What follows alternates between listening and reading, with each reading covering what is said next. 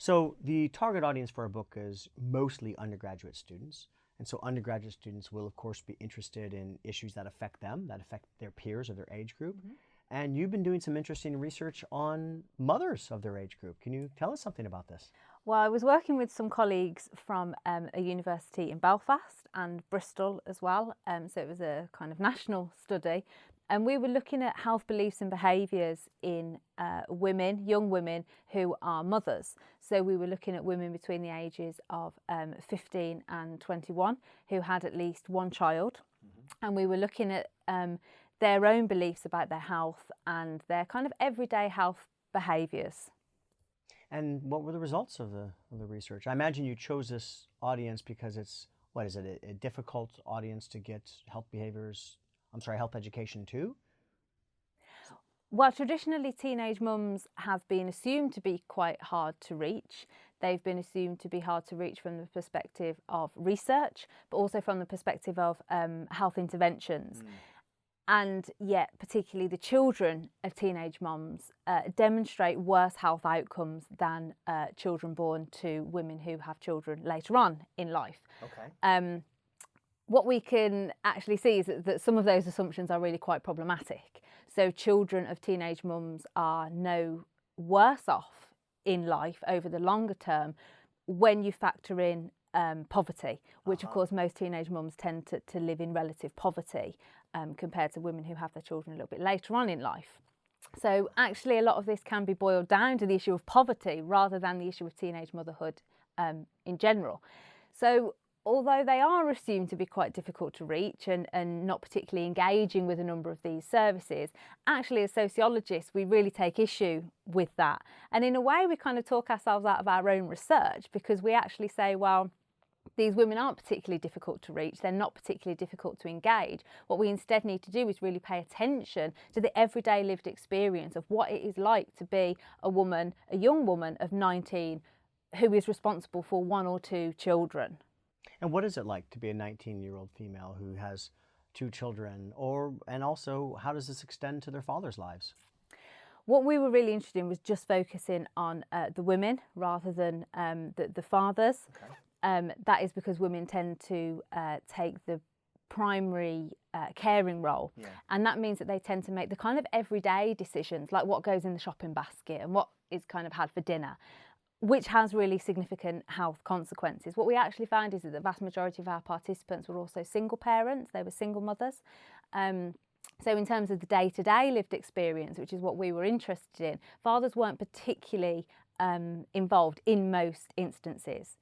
So what we found from the research is, as you would expect, that everyday life for a teenage mum is very challenging. It's also extremely rewarding.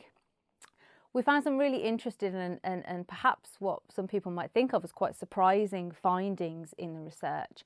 So we found that teenage mums were incredibly positive about their experiences. They were not at all willing to put up with the sort of ideas that we see in the media or in policy about teenage mums being reliant on welfare or kind of being irresponsible or undereducated.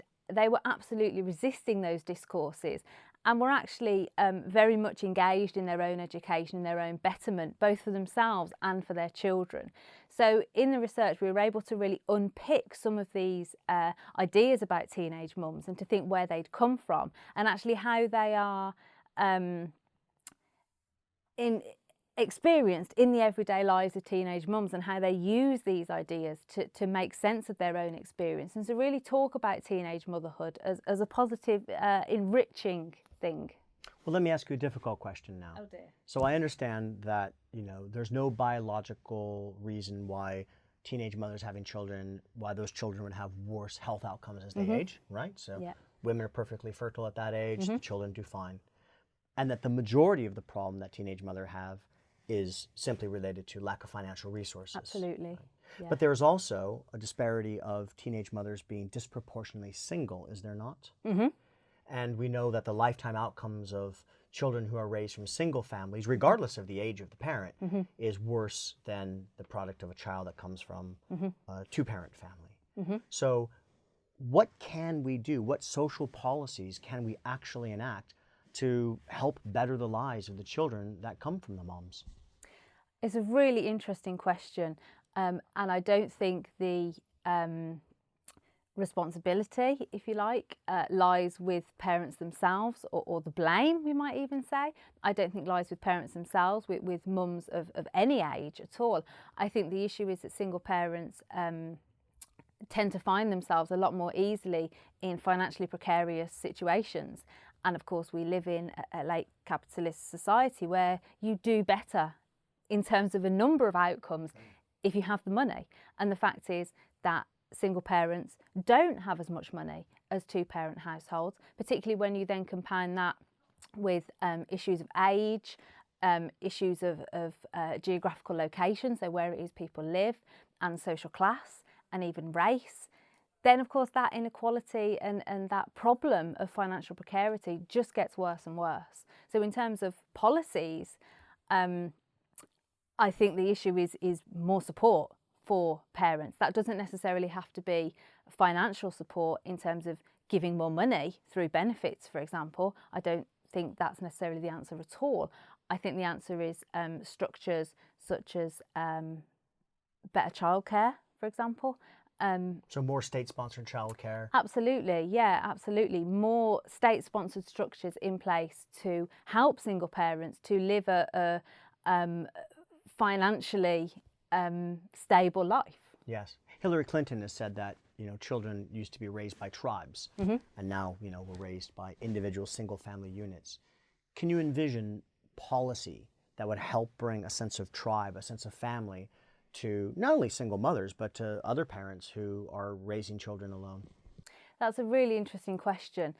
And I'm not saying you should have all the answers, but it would be great if you did. Well, yeah, I wish. I mean, that's what sociologists are kind of aiming for, isn't it? Is to have all the answers. Yeah. Unfortunately, we don't.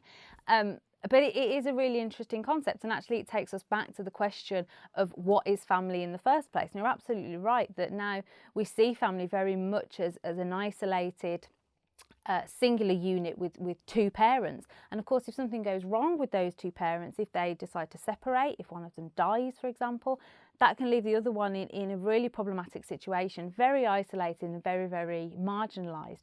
Whereas, a couple of 100 years ago, as you say, children would be raised by a whole village or by a much more kind of extended family network. I think rather than kind of policy interventions, I think there's actually kind of social attitudinal interventions which could happen to be able to see the notion of family in a lot more of a progressive and kind of broader sense, to be able to recognise that children don't have to be brought up by two parents. They can be brought up by 3 or 4 or 5 or whole extended family units, whether they live under one roof together or whether they don't, whether they live in different places.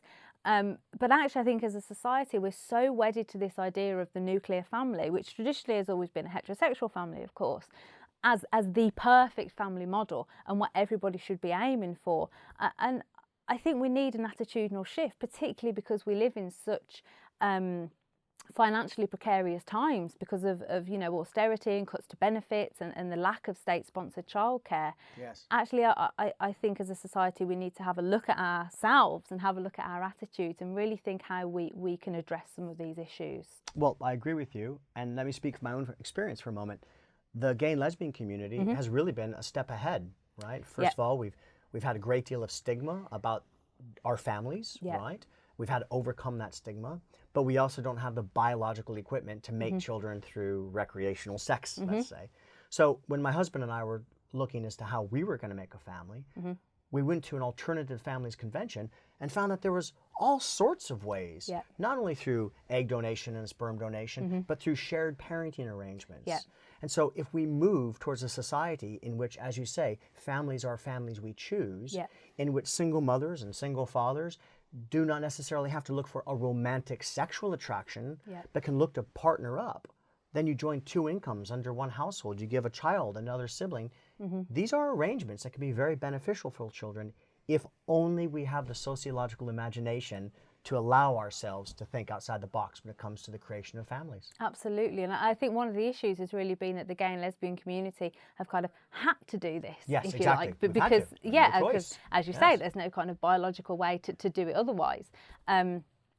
But actually that kind of model can be really useful for everybody. And I think the issue is that we've, as a society, so often focused on the importance of biology and having biologically related children. So the traditional nuclear family is a husband and a wife, and they're two biologically related children.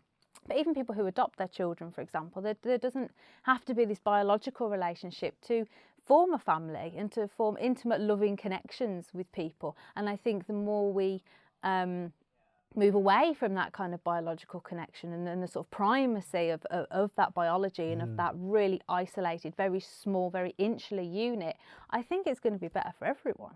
Well, speaking as a gay man who was adopted as a child and who has made my family through alternative means, I completely support and agree with you. We should not be privileging biology, we should be privileging love. You're the perfect sociological model for this. Well, I should be an author on the book, perhaps.